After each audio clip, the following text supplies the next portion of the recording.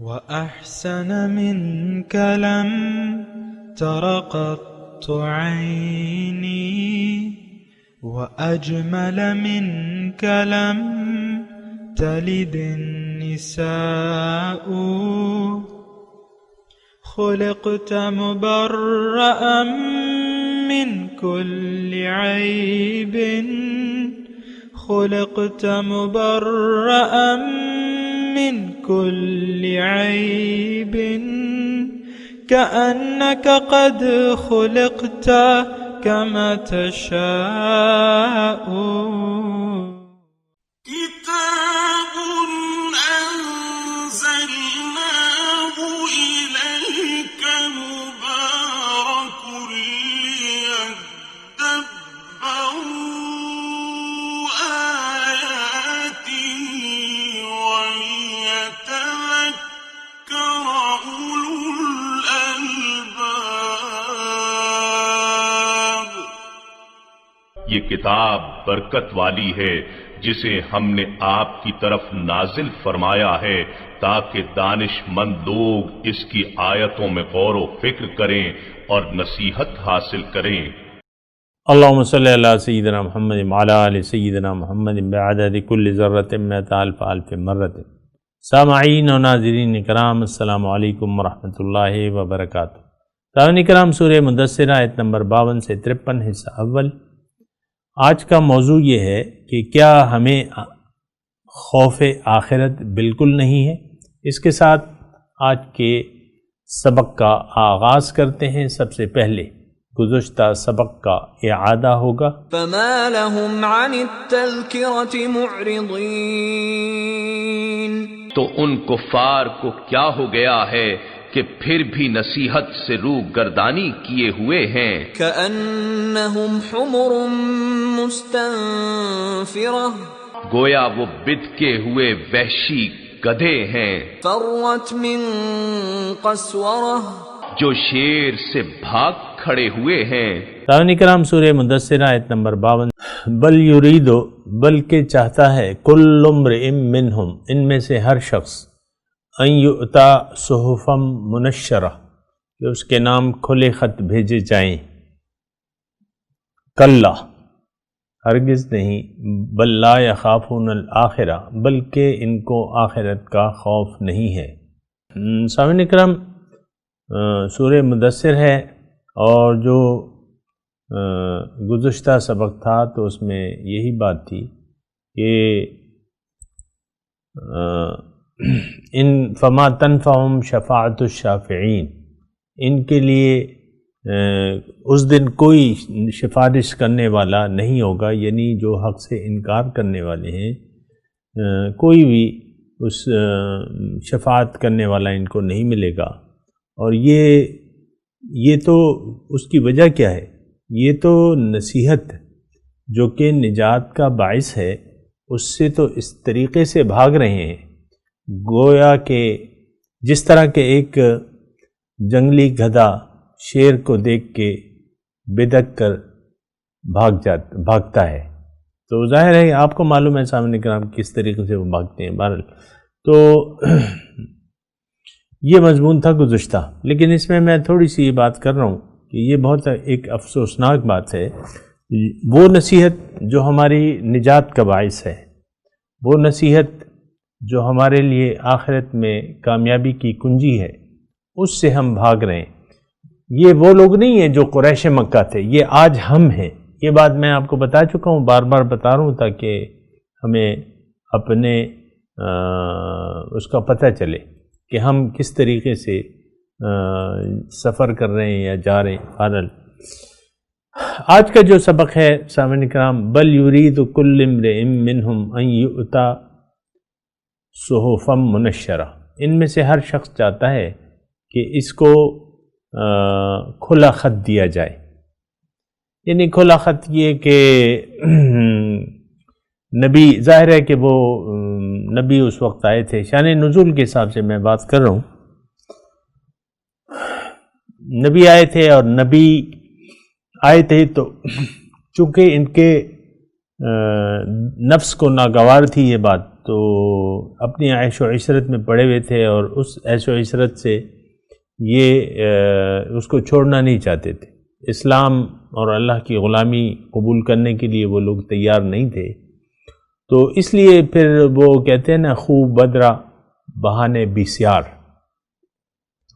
جو یعنی ایک بات کرنے سے، ایک بات کو ماننے سے انکار کر دے تو پھر اس سے انکار، یعنی اس کو انکار کرنے کے لیے کافی بہانے تراشنے پڑتے ہیں. تو یہ اس قسم کا ایک وہ ہے. بل یرید کل امرئ منہم ان یؤتی صحفا منشرہ. یہ قرآن میں دوسری جگہ بھی ہے کہ اس کا مفہوم یہ ہے کہ تم آسمان پہ چڑھو اور آسمان پہ چڑھ کر ہمارے لیے ہدایت کی کتاب لے آؤ، تم آسمان پہ چڑھ جاؤ. یعنی یہ مطالبہ تھا ان کا کہ تم آسمان پہ چڑھ جاؤ. وَلَن نُؤْمِنَ لِرُقَيِّكَ حَتَّى تُنَزِّلَ عَلَيْنَا كِتَابًا نَقْرَؤُهُ. اور ہم تمہارا آسمان پہ چڑھنا بھی نہیں مانیں گے اگر تم ہمارے سامنے آسمان پہ چڑھ گئے اور واپس آ بھی گئے، لیکن ہم نہیں مانیں گے جب تک تم ہمارے سامنے ایک کتاب پیش نہ کر دو جس کو ہم پڑھیں کہ بھئی یہ میرا رسول ہے، اللہ تعالیٰ کی طرف سے ہو، ہمارے نام ہو، اور کہ اللہ تعالیٰ اس میں یہ کہے کہ یہ میرا رسول ہے اور تم اس کی پیروی کرو. تو اس کتاب کو پڑھ کے پھر ہم تمہارے بارے میں فیصلہ کریں گے. بہرحال تو یہ تو خیر ان کا کہنا تھا، لیکن آج بھی ہم دیکھیں اللہ تعالیٰ کی کتاب کو ماننے کے لیے تیار نہیں ہیں کتاب ہدایت کے طور پہ. یعنی کتاب ہدایت ہم نہیں مانتے، اور جب آپ کتاب ہدایت نہیں مانتے تو پھر یہ ہے کہ آپ کو بہت بہانے، پھر یہ بہانے ہیں. بل یرید، یہ آج کی جو آیت ہے یعنی یہ ایک بہانہ ہے. جیسے کہ حضور صلی اللہ علیہ وسلم سے مختلف معجزات طلب کیے گئے، اور قرآن میں ہے وہ کہ تمہارے لیے باغ ہونا چاہیے، اور تمہارے لیے تم اس مکے میں نہریں بہا دو، اور تمہارے اپنے یعنی غارت ہونے چاہیے، فرشتے تمہارے ساتھ آنے چاہیے، اور تمہارے لیے محلات ہونے چاہیے. یہ سب قرآن کی میں آپ کو بتا رہا ہوں. اور تم یہ پہاڑوں کو جو ہے وغیرہ وغیرہ یہ سارے ان کے وہ تھے، لیکن ایسی بات نہیں ہے. دیکھیں ایک بات نوٹ کر لیں کہ اللہ تعالیٰ کا جو طریقہ کار ہے ہدایت کا، وہ علی وجہ البصیرت ہے. یعنی بصیرت کی بنا لوگوں کو اللہ تعالیٰ کی طرف اللہ نے یہ مقرر فرمایا کہ لوگوں کو دعوت دو تم علی وجہ البصیرت، دلائل کی روح سے اور معجزوں کی روح سے. یہ اللہ تعالیٰ کی مستقل پالیسی نہیں ہے، الا ماشاء اللہ اگر اللہ تعالیٰ چاہے تو وہ ایک الگ بات ہے. مثال کے طور پہ عیسیٰ علیہ السلام کو معجزات دیے گئے، لیکن وہ سارے معجزات کے باوجود بھی وہ ان لوگوں نے مان کے نہیں دیا. اس وقت کے جو نام نہاد مسلمان تھے ہماری طرح یہودی، انہوں نے مان کے نہیں دیا حضرت عیسیٰ علیہ السلام کو، بلکہ انہوں نے حضرت عیسیٰ علیہ السلام کو اپنے زعم کے مطابق پھانسی پہ چڑھا دیا. وَقَالُوا إِنَّا قَتَلْنَا الْمَسِيحَ عِيسَى ابْنَ مَرْيَمَ.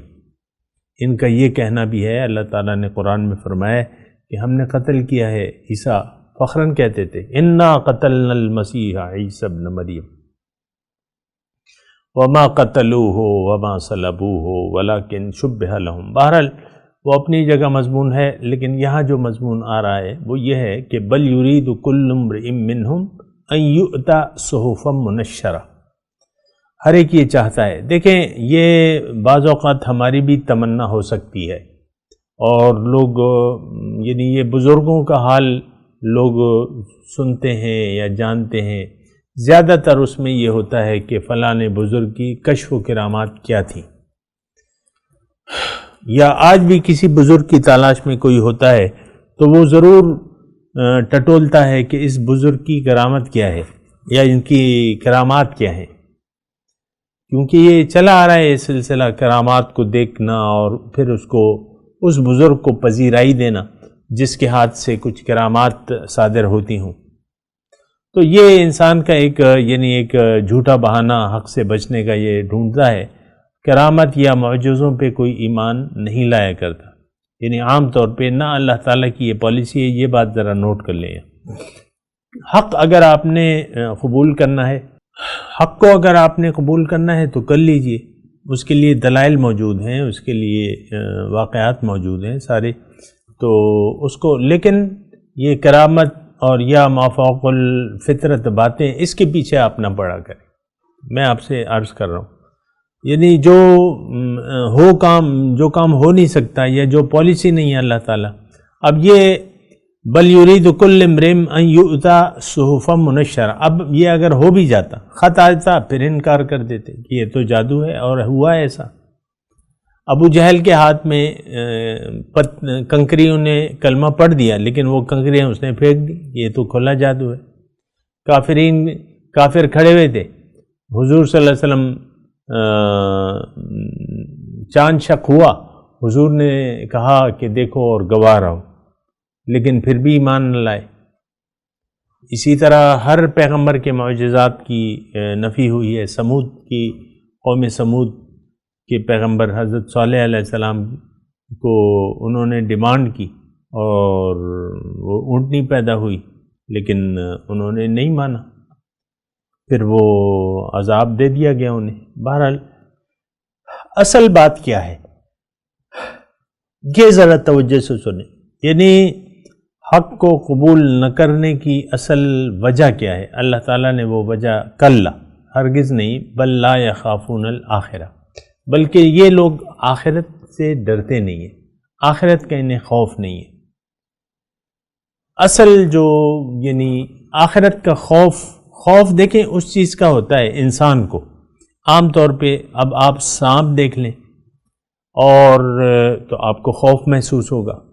آپ کے گھر میں مثال کے طور پہ آگ لگ جائے تو آپ خوف محسوس ہوگا. کوئی آپ کے طرف پستول تان کر کے یعنی پستول تان کے کھڑا ہو جائے، آپ کو خوف محسوس ہوگا. تو اسی طرح بہت سے ڈاکو آ جائیں آپ کے گھر میں، مثال کے طور پہ عرض کروں، تو آپ کو خوف محسوس ہوگا. تو زلزلہ آ گیا، زمین ہل رہی ہے، آپ کے پاؤں کے نیچے سے یعنی زمین ہل رہی ہے، اور تو آپ کو خوف محسوس ہوگا. خوف کے وقت تو عام طور پہ زلزلوں میں دیکھیں نا آپ، کیا خیال، سب لوگ اجتماع ہو کے باہر نکل آتے ہیں اور بس اللہ کو یاد کرتے ہیں وغیرہ وغیرہ، یا زلزلے کے ٹلنے کا انتظار کرتے ہیں. تو دیکھیں اس میں کلا بل لا یخافون الآخرہ میں مضمون یہ ہے کہ انسان کو جب کسی چیز کا ڈر نہ ہو تو اس سے وہ خوف محسوس نہیں کرتا.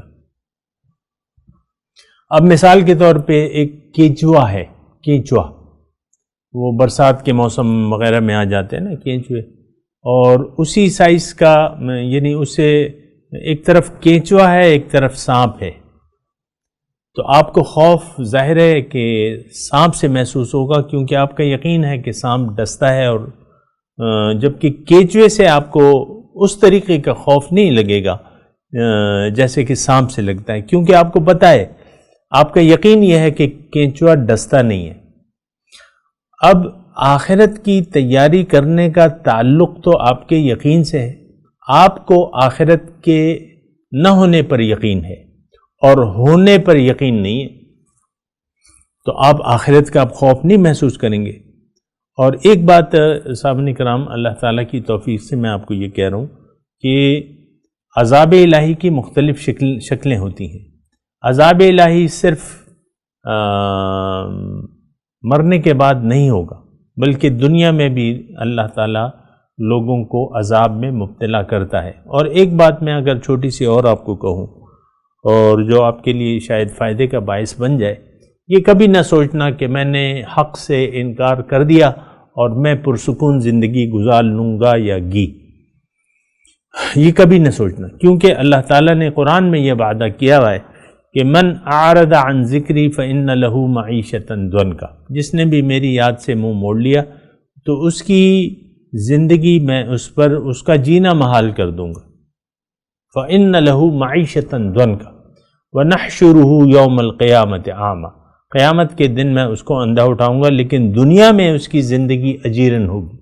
یہ ایک بات نوٹ کر لیں، یہ اللہ تعالیٰ کا وعدہ ہے. بلکہ وعدہ کیا ہے، بلکہ یہ ایک قدرتی پروسیس ہے.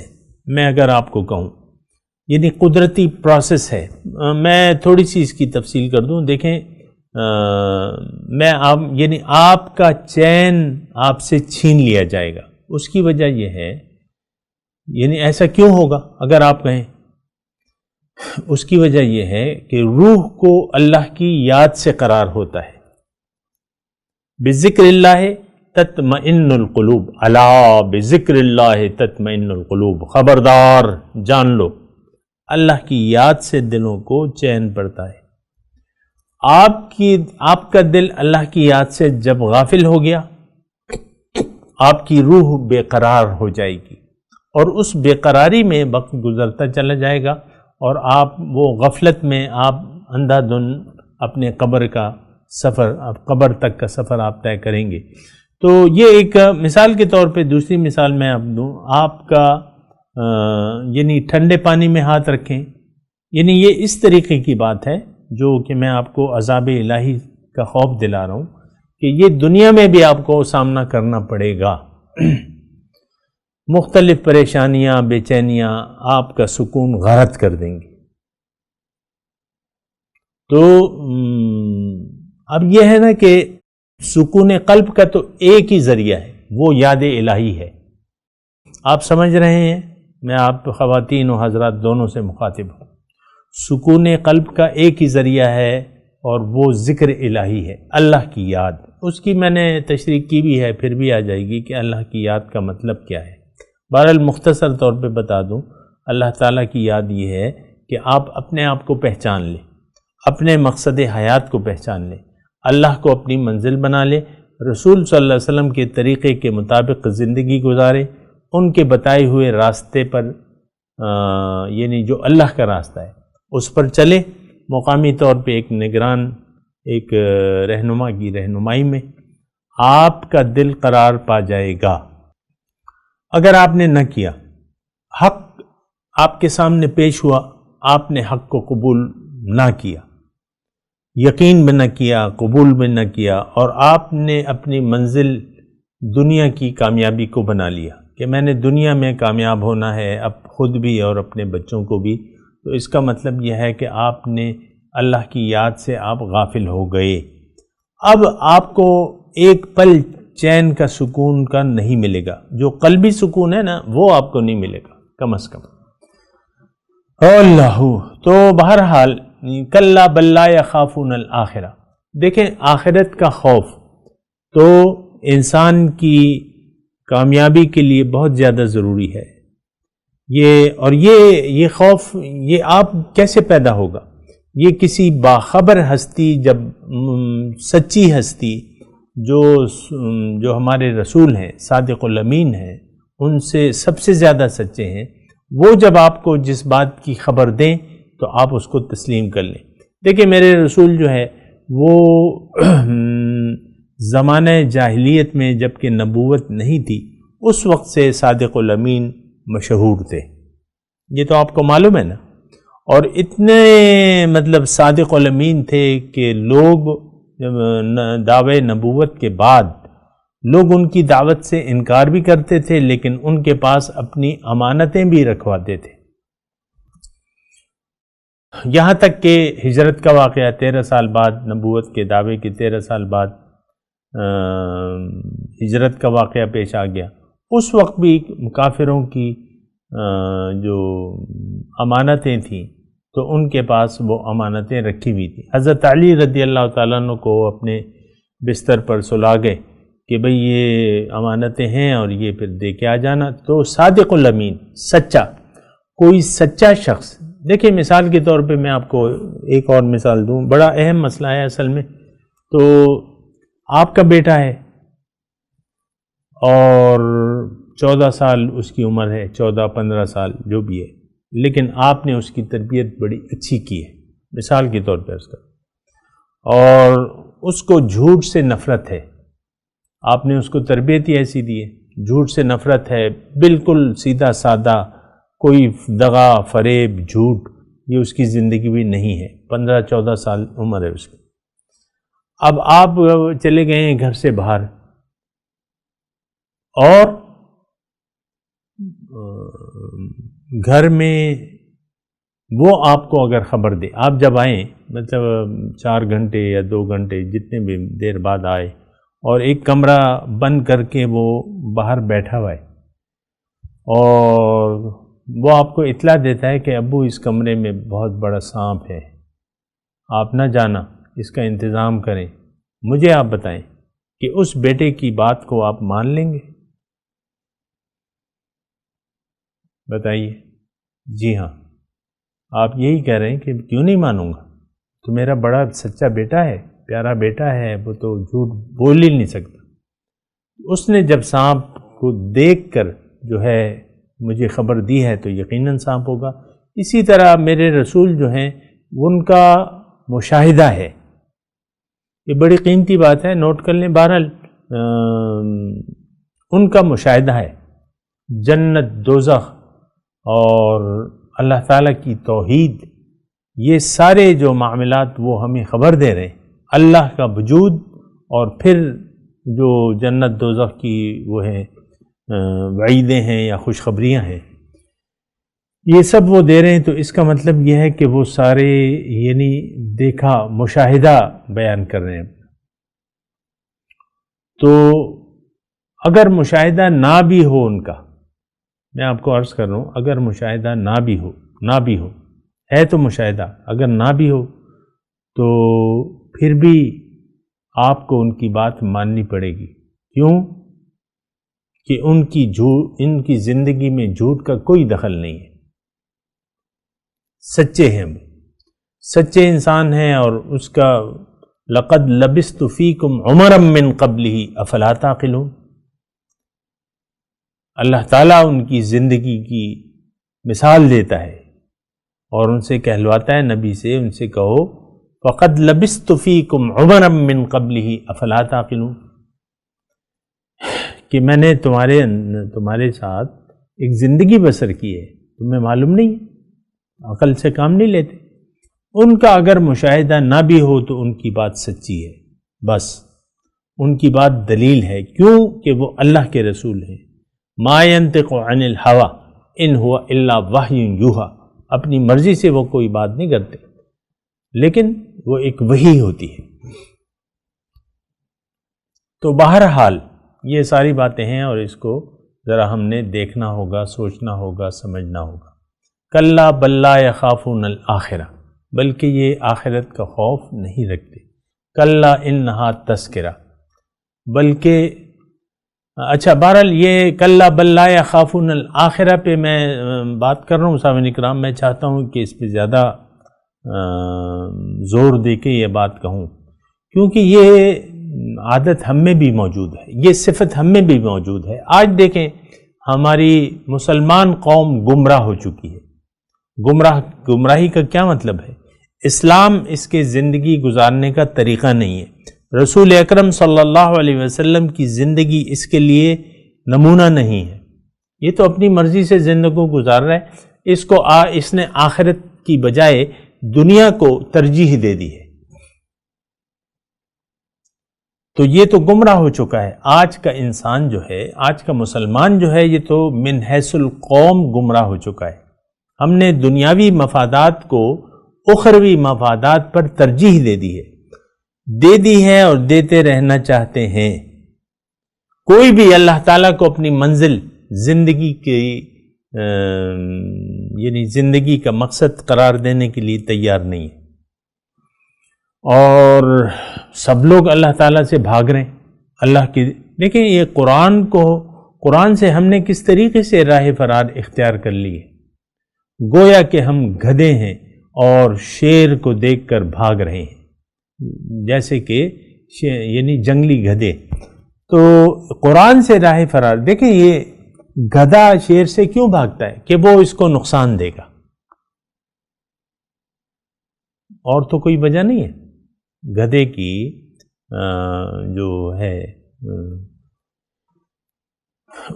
یعنی اس کی وجہ صرف یہ ہے کہ یہ شیر کے نقصان سے ڈرتا ہے۔ اب ہماری قرآن سے دوری کی وجہ کیا ہے؟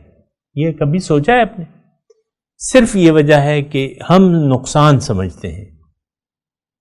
وَقَالُوا إِن نَتَّبِعِ الْهُدَى مَعَكَ نُتَخَطَّفْ مِنَ الْأَرْضِ، یہ کہتے ہیں کہ ہم اگر ہدایت کی پیروی کریں تو لوگ ہمیں اچک لیں گے، ہمیں لوگ اچک لیں گے، تو ہم تباہ و برباد ہو جائیں گے۔ یہ آج ہمارا ماننا ہے کہ اگر ہم اسلام میں پورے کے پورے داخل ہو جائیں، محمد الرسول اللہ صلی اللہ علیہ وسلم کی پیروی اختیار کر لیں، اللہ کے حکم کے سامنے سر جھکا دیں، اس کی کامل بندگی اختیار کر لیں، تو ہم نقصان میں پڑ جائیں گے۔ یہ ہمارا ماننا ہے سامنے کرام۔ اس کی ابھی میرے پاس اتنا وقت نہیں ہے، لیکن میں آپ کو ضرور یہ بات کہوں گا، یہ ہمارا ماننا ہے۔ اسی لیے تو ہم خود اسلام سے دور ہیں، اپنے بچوں کو بھی اسلام سے دور رکھنا چاہتے ہیں۔ حقیقی اسلام کو ہم نہ جانتے ہیں نہ جاننا چاہتے ہیں۔ حقیقی اسلام پر ہم نہ عمل کر رہے ہیں نہ عمل کرنا چاہتے ہیں، کیونکہ اس میں ہم اس طریقے سے نقصان محسوس کرتے ہیں جیسا کہ ایک جنگلی گدھا جو شیر سے بدک کر بھاگ رہا ہے۔ تو بہرحال یہ ساری باتیں ہیں، اس کو آپ نے ذرا غور کرنا ہوگا۔ میں تلاوت کرتا ہوں، میرے ساتھ دہرائیے۔ اعوذ باللہ من الشیطان الرجیم، بسم اللہ الرحمن الرحیم۔ بل یرید کل امرئ منہم، بلکہ اچھا چلیں، ان یؤتا صحفا منشرہ، کلا بل لا یخافون الآخرہ۔ ترجمہ سنا دیں، بل یرید کل امرئ منہم ان یؤتا صحفا منشرہ، کلا بل لا یخافون الآخرہ۔